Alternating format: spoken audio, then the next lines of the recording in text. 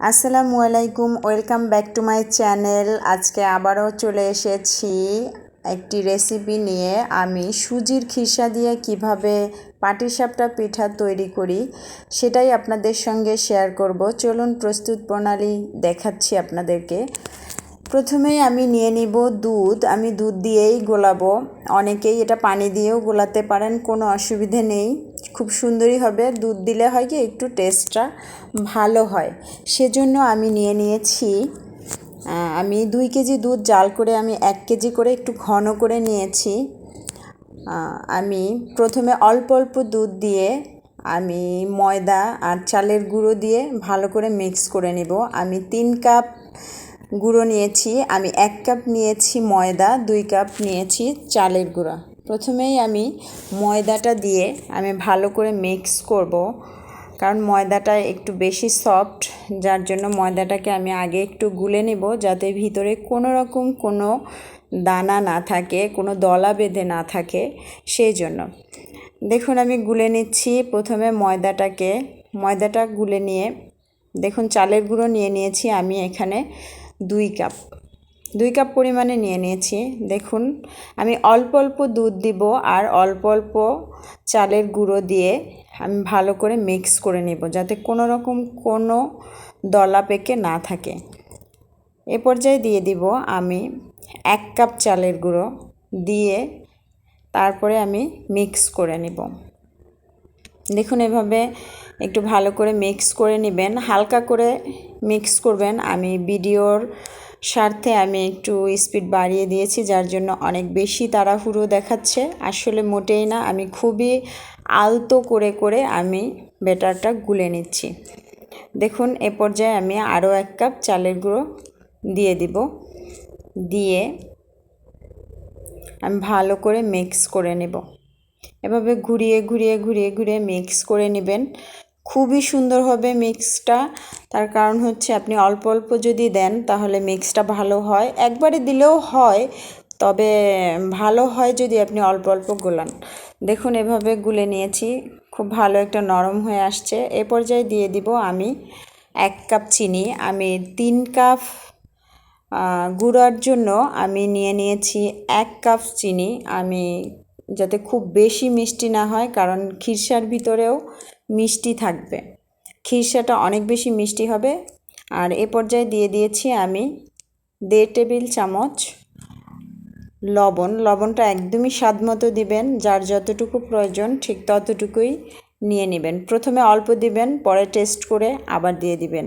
এ পর্যায়ে নিয়ে নিয়েছি আমি একটি ডিম।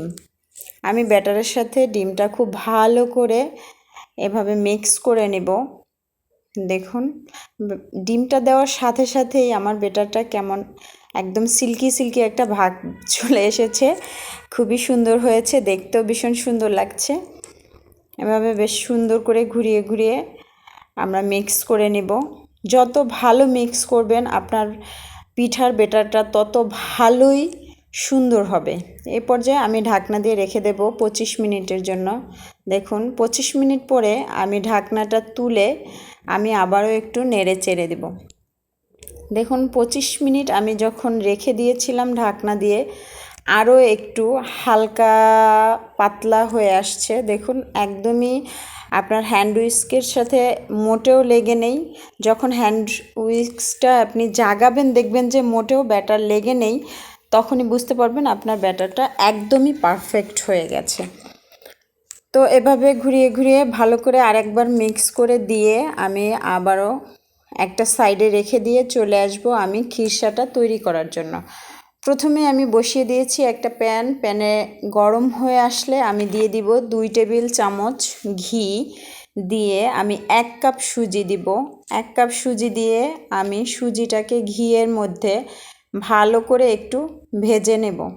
দেখুন এভাবে অনেকটা সময় নিয়ে ভাজতে হবে। একটা ভাজতে ভাজতে যখন ব্রাউন একটা কালার চলে আসবে তখনই বুঝতে পারবেন যে আপনার সুজিটা ভাজা হয়ে গেছে আর একটা সুন্দর ঘ্রাণ আসবে। এখন দিয়ে দিব আমি দুধ। আমি দুধ দিয়ে খিরসাটা তৈরি করব। আমি অনেকটা ঘন করে দুধটা জাল করে নিয়েছি। আমি দিয়ে দিয়েছিলাম আড়ঙের যে মিল্কটা, ওইটার আমি 2 কেজি জাল করে একদমই ঘন করে নিয়ে তারপরে সুজির মধ্যে দিয়ে দিয়েছি। এই পর্যায়ে দিয়ে দিব আমি আরও 3 টেবিল চামচ গুঁড়ো দুধ, যাতে টেস্টটা আরও একটু ভালো হয় তার জন্য আমি আরও একটু গুঁড়ো দুধ দিয়ে দিয়েছি। এ পর্যায়ে দিয়ে দিব আমি 2 কাপ পরিমাণ চিনি। চিনিটা একদমই স্বাদ মতো দিবেন, আপনারা যে যেমন মিষ্টি খেতে পছন্দ করেন ঠিক তেমন করেই মিষ্টিটা দিবেন, প্রয়োজনে একটু চেক করে নেবেন। তো এভাবে চিনিগুলো দিয়ে ভালো করে মিক্স করে নাড়তে থাকতে হবে, অনবরত নাড়তে থাকবেন যাতে কোনোভাবেই নিচে এটা লেগে না যায়।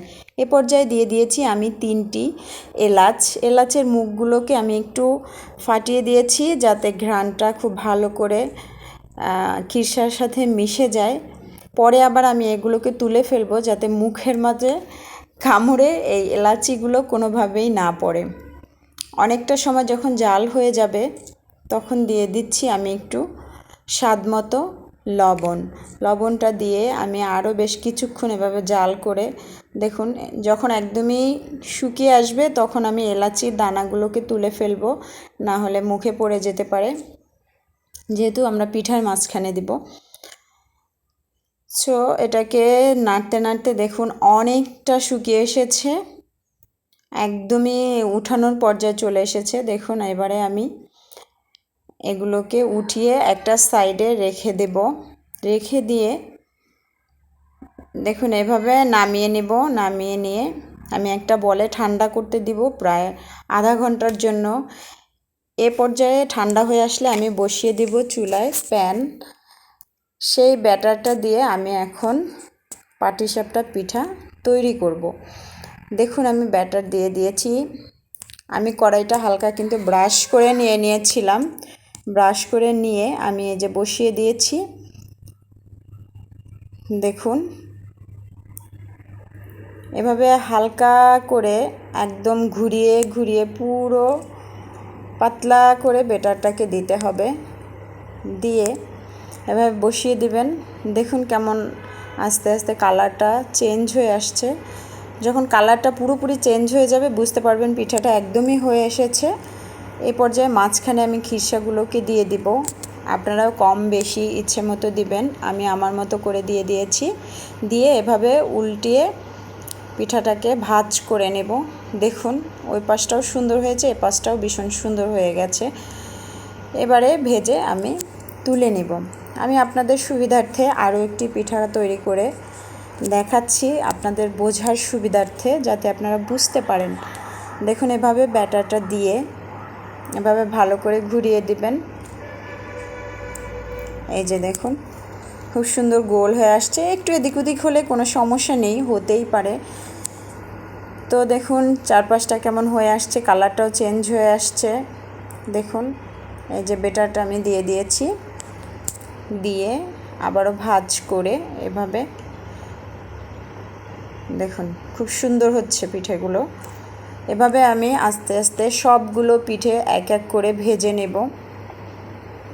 হয়ে গেছে আমার পিঠাটা, দেখুন অলমোস্ট ডান। আমি এভাবে সবগুলো পিঠে একবারে ভেজে নিয়েছি। দেখুন আমার প্রতিটা পিঠা খুবই সুন্দর হয়েছে, খুবই সুন্দর হয়েছে। আপনারা এভাবে তৈরি করবেন। আজকে বিদায় নিচ্ছি, আল্লাহ হাফেজ, আবারও দেখা হবে ইনশাল্লাহ।